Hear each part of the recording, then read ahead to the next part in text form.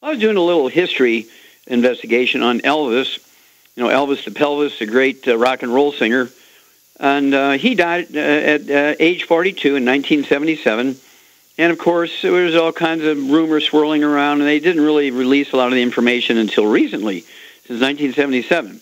And it turns out, here's what the autopsy showed. His immediate cause of death was a hypertrophic cardiomyopathy heart disease, a simple deficiency of selenium.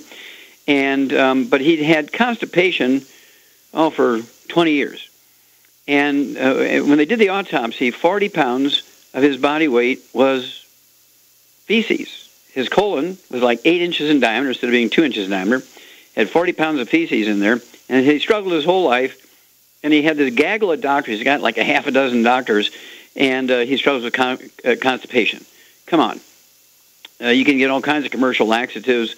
You can get ours. You know, we have things like herbal rainforest, which is great detoxifier. It has 14 cleansing herbs, including cascara, sagrada, and taraxacum.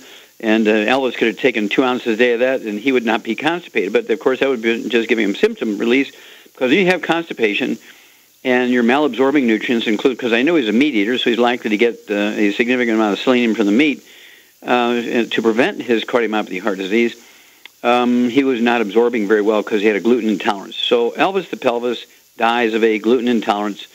Terminal event was a hypertrophic cardiomyopathy heart attack. Well, I want you to get a hold of the book Epigenetics, The Death of the Genetic Theory of Disease Transmission, and the CD, Serial Killers. Now, the reason why I want you to do this is because there's lots of diseases that are generational. And we're looking at things like diabetes. I get people say, well, I've got 3 generations of people in my family with diabetes. You can't tell me it's not genetic. Well, it is generational. That's because mothers pass on gluten intolerance through the cord blood and the breast milk. And it's not a genetic thing, but it's kind of like serving your embryos poison ivy, right? So they get a contact enteritis, which means an inflammation in the intestines would look like your skin. And you have a contact dermatitis from rubbing up against some poison ivy. So even somebody as famous as Elvis, his doctors failed him. All the doctors, they were just saying, oh, man, he's constipated, he's overweight, we need to do something. And they would give him all these drugs. Well, there's no nutrition in drugs. He had to restrict his diet. He had to eat sweet potatoes and eggs for breakfast instead of toast or pancakes or waffles made out of wheat. He couldn't be drinking beer that was made from wheat, barley, rye, and oats. He couldn't be drinking Scotch whiskey or bourbon, all made out of wheat, barley, rye, and oats. Okay? I mean, he had to change his diet. He could eat the hamburgers, but he couldn't eat the buns. And these are the things that killed Elvis. A simple gluten intolerance with a mineral deficiency. All he had to do is take the healthy brain and heart pack, big guy, so I'd have him take 2 of those a day minimum, maybe even 3, or maybe 2 of the healthy brain and heart packs per month with an extra bottle of selenium, so he could take 9 selenium a day. And then at night he could take 2 ounces, or start out with 1 ounce, so he didn't, have really screaming diarrhea. But I'd start him at least with 1 ounce of the herbal rainforest, 14 cleansing herbs. If you suffer from constipation, the odds are you have a gluten intolerance. At the very least, you can be symptom-free by start out with if you weigh less than 150 pounds, I'd start out with a tablespoon, which is a ½ ounce of the herbal rainforest every night with a glass of water. If you weigh more than 150 pounds, 200 pounds, I would take a full ounce at bedtime with a glass of water. You weigh 200 pounds or so, I would take 2 ounces a night with a glass of water, and you will not be constipated. That's a guarantee. And so for the king of rock and roll to die of a gluten intolerance and a simple mineral deficiency, it's crazy. But then you look at FDR, Franklin Delano Roosevelt, one of the greatest presidents, wartime presidents we've ever had. He died of a copper deficiency at age 63. I mean, it's crazy when you have one of the most powerful men on earth dies at 63 from a copper deficiency, a cerebral hemorrhage, a ruptured aneurysm in his brain at age 63. This is absolutely crazy. And so our medical system has failed us. It fails people at the top of the political picture. It fails people at the top of financial, billionaires. Steve Jobs died at 56. His death was caused by doctors and dietitians as sure as they shot him in the head. Okay? And so I want you to get a hold of the book, Epigenetics, and the CD, Serial Killers, and really learn, really understand.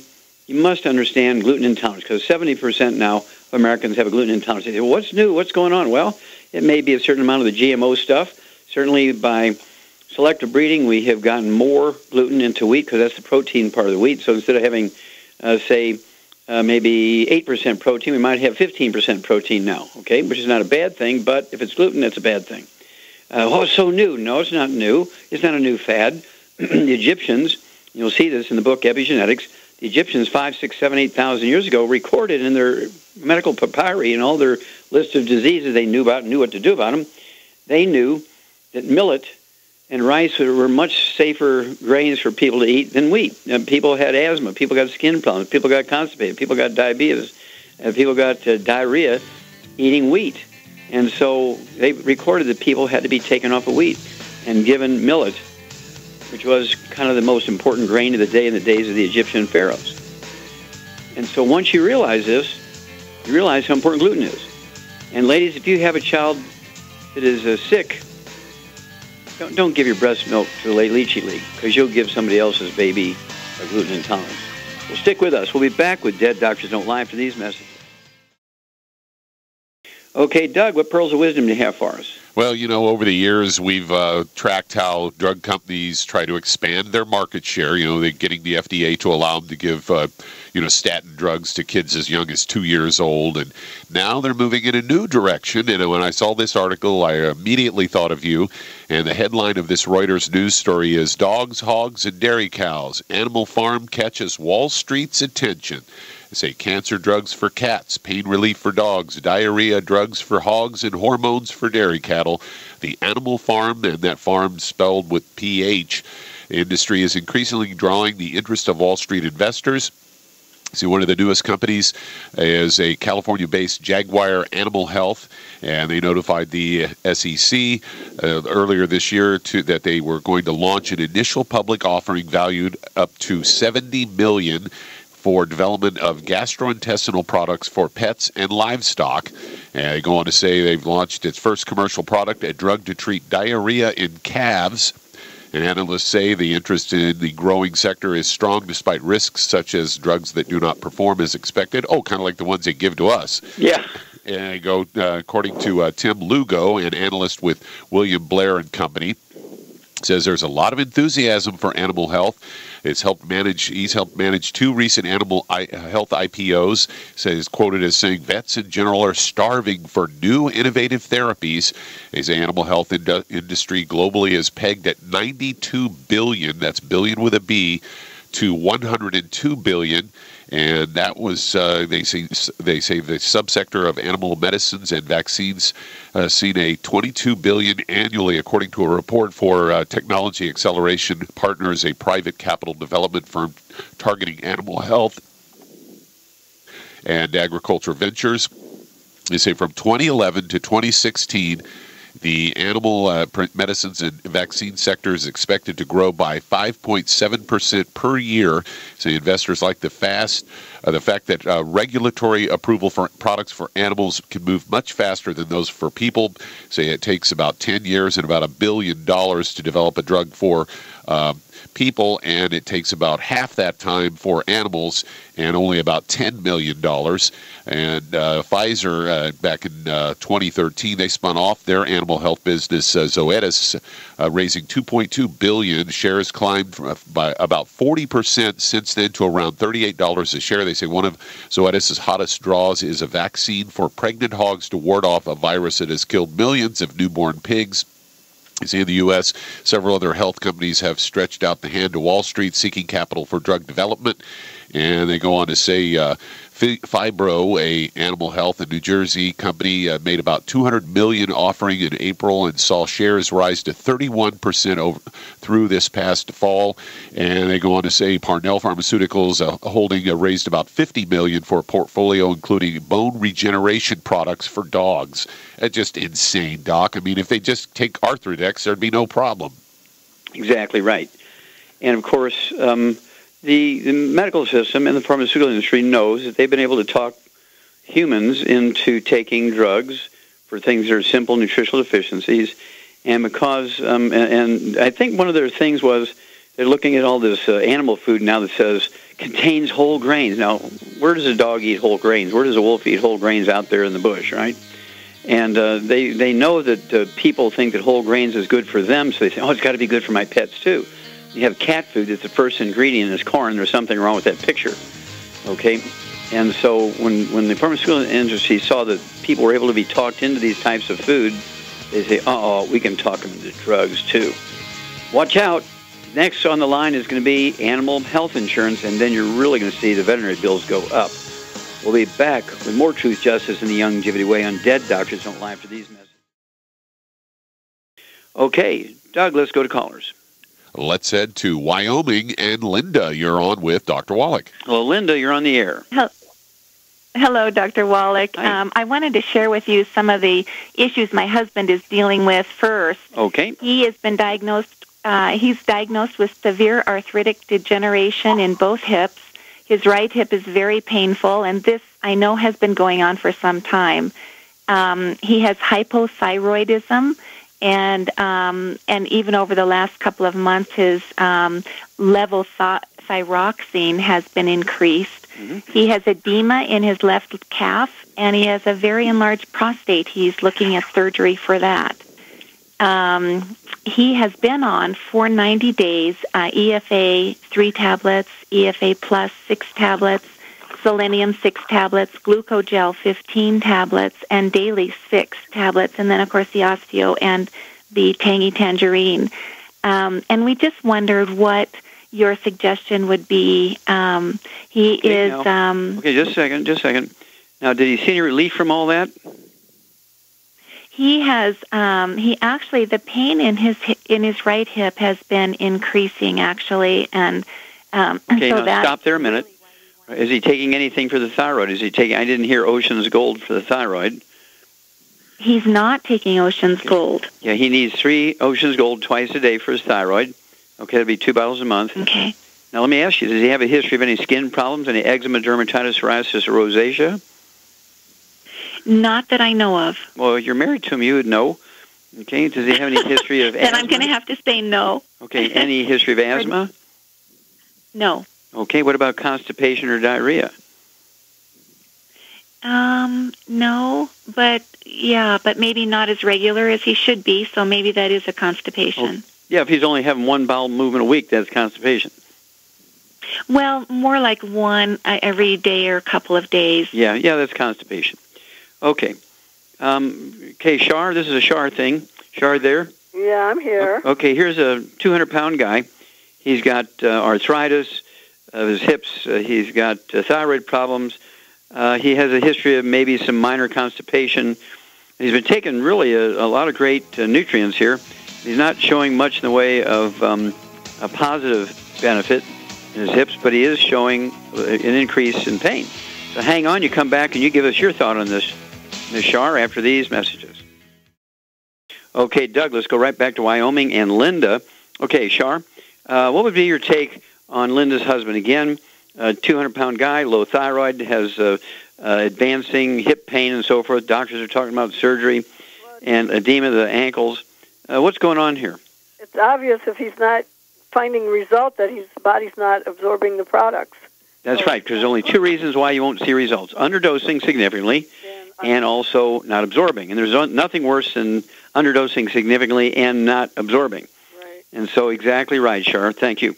Okay, so Ms. Linda, the thing that I would do is yourself, your dog, your cat, the mother-in-law, anybody living in the household, including your husband, needs to be gluten-free because of cross-contamination in the laundry, the dog food bag, the couch where everybody watches TV, food preparation surfaces, the bed, couch, all that kind of stuff. And so everybody needs to be gluten-free. I mean drop-dead gluten-free in that house. And you need to super clean it with him not in the house. You got to get all that dust out of there. There's gluten everywhere. And don't forget to add the Ocean's Gold for the thyroid, 3 of those twice a day.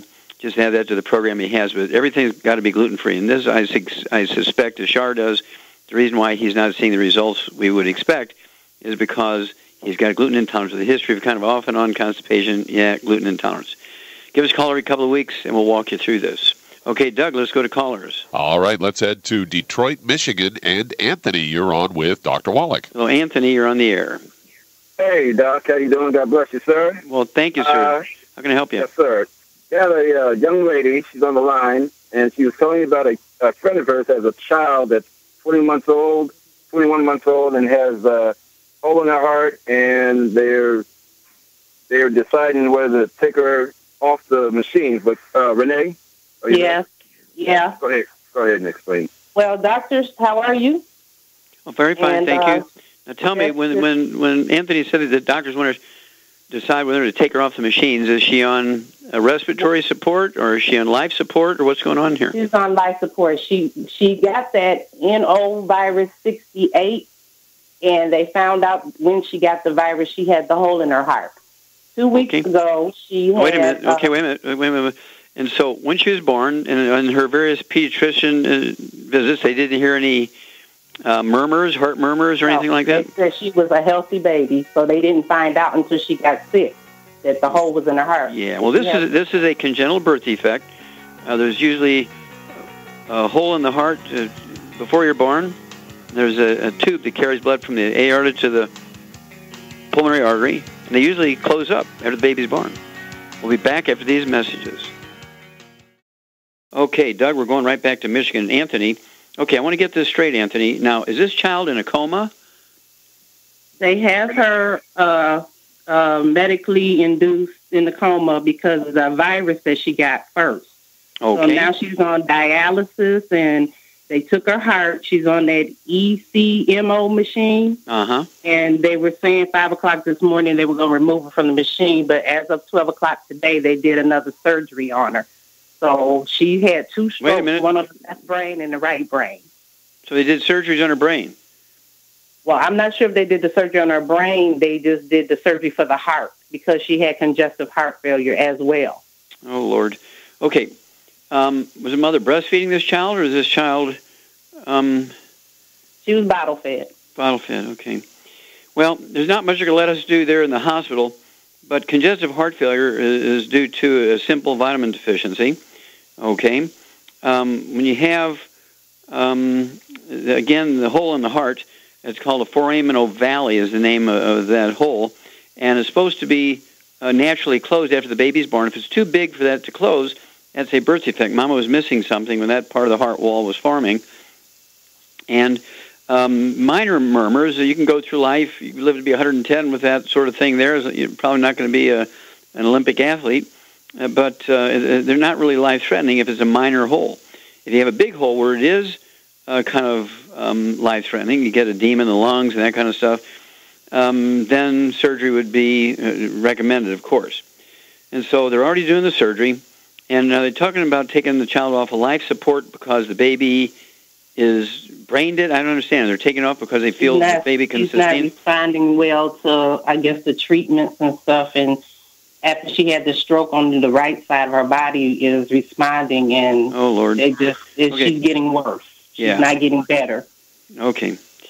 Well, the only thing, if they let the mother go in there, the mother can, soak a washcloth in our plain plant minerals, and then wipe the baby down with the plain plant minerals. But usually in this sort of state, the baby's going to be in the ICU, intensive care unit, isolated, keep from getting other infections, and the odds of them letting the mother in there to wipe the baby down with nutritional products pretty low. Okay, so as soon as that baby is getting ready to be released, or if the doctor's willing to talk to me, I could give some suggestions, but they're not going to let us do anything to that baby in an ICU in a hospital, especially after 2 surgeries and everything going on, what's going on here. There's a problem. And so I'd be happy to talk with that doctor, okay? And give me a call if we can talk to that doctor. Okay. Keep us appraised of what's going on here. Okay, Doug, let's go to callers. Let's head to California. And Maureen, you're on with Dr. Wallach. Well, Maureen, you're on the air. Yeah. Hi, how can we help you? Wallach. How you Fine, doing? Thank you. Very good. How can we help you? Okay, I have several things. Let me go with, I'm 57 years old, and I've been diagnosed with osteopenia first, and now osteoporosis. So I have about the measurement say some of places negative. Yeah, I don't need that. All I need to know is do you have any other issues, any skin problems, asthma? Okay. Yeah. Okay. No, I have a thyroid problem, which is hypo, and I'm taking for that thyroid. Mm-hmm. And also I have issue with my stomach, and about a year, I start burping sometimes nonstop and passing gas. It's nonstop all day. Okay, now, do you have diarrhea? Do you have constipation or regular bowel movements? No diarrhea. Soft? Bowel movement, no diarrhea. Okay. Bowel movement, I go like once a day, or sometimes twice, or sometimes every other day. Let's look at your skin. Do you have any history of skin problems? No. Do you have any history of any lung problems, any bronchitis? I had it one time, bronchitis. Okay. Do you have any children? Do you have any children? Yes, I have two. Okay. Do any of them have asthma or skin problems or constipation? My son has asthma. My son, he has a lot of problem with asthma, yes. Okay. Now, how much do you weigh here, Maureen? I weigh 144, 145. Okay, now hang on here. Okay, Ms. Shar, this is a Shar thing. Son's got asthma. She's got osteoporosis. She's got osteopenia. She's got low thyroid. She's got gastritis and belching and burping and bloating. What's she got? She's got a gluten intolerance for sure. Yeah, absolutely.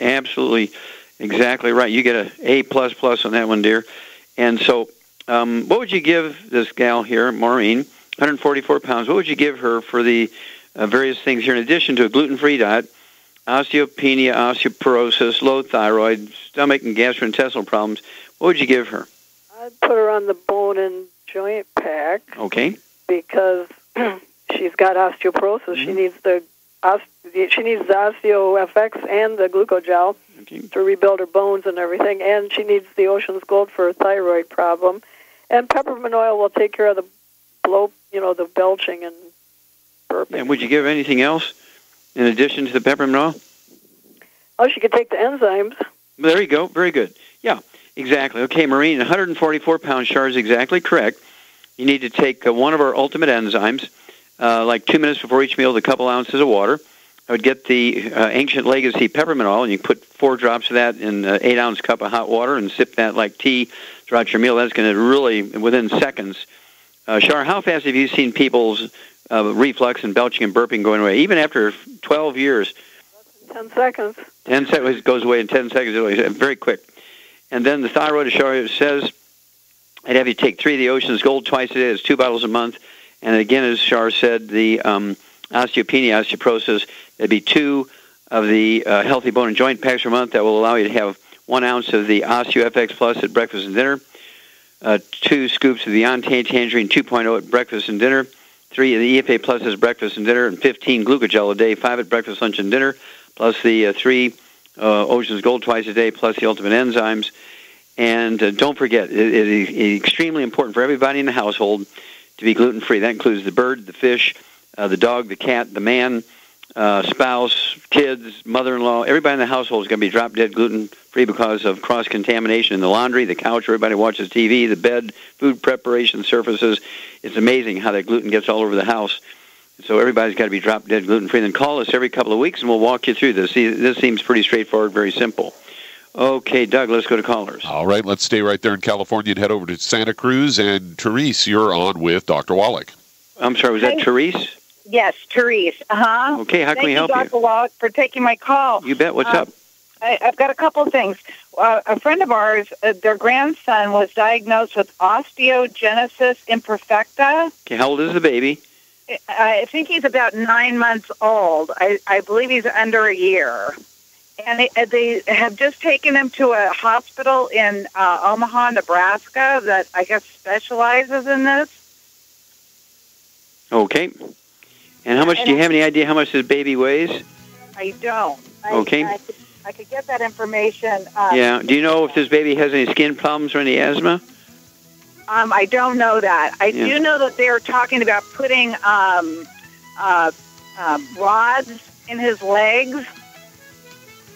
Yeah. Okay, well, they're just trying to treat symptoms here. There's a basic root problem. You say, how old is the baby? He's less than a year old. Okay. All right, hang on. We'll be back after these messages.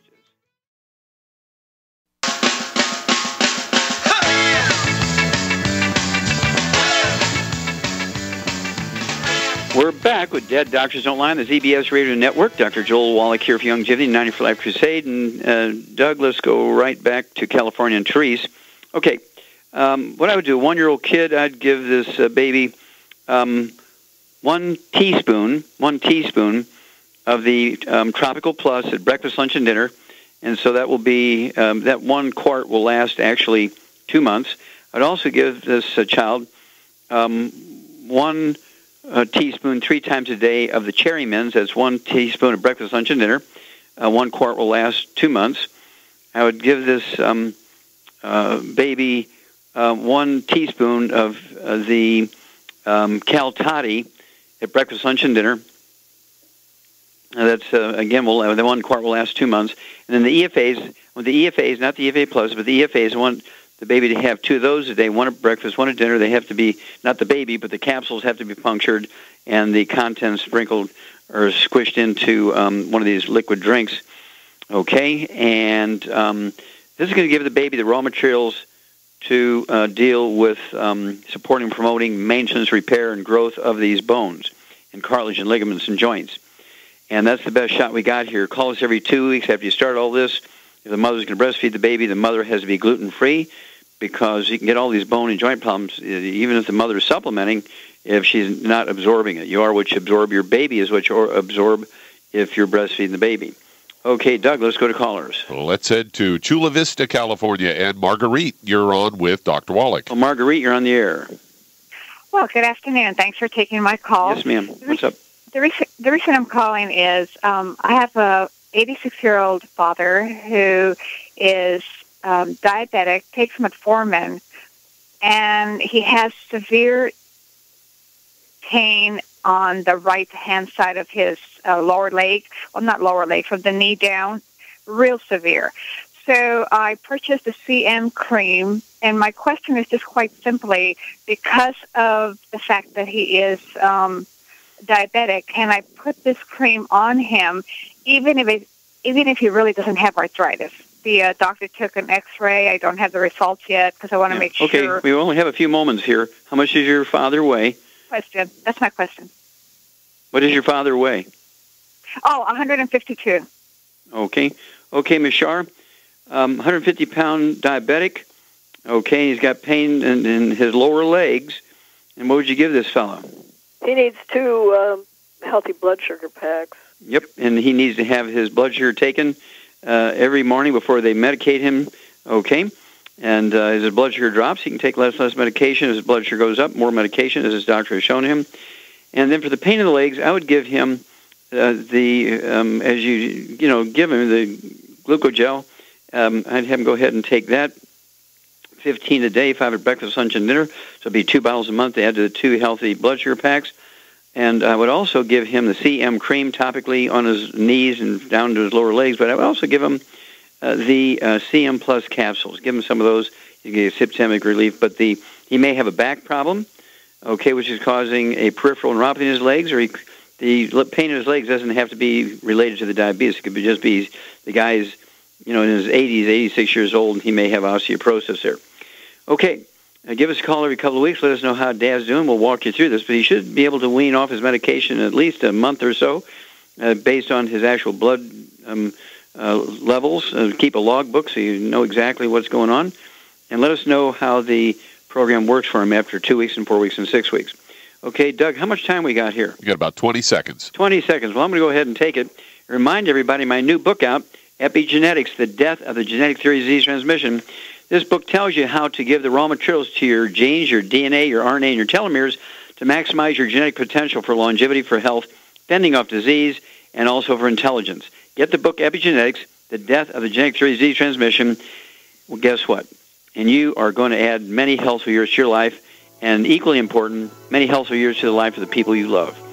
Okay, well, thank you, Shar. Super job as usual. Thank you, Doug and Susan. Superlative job as usual.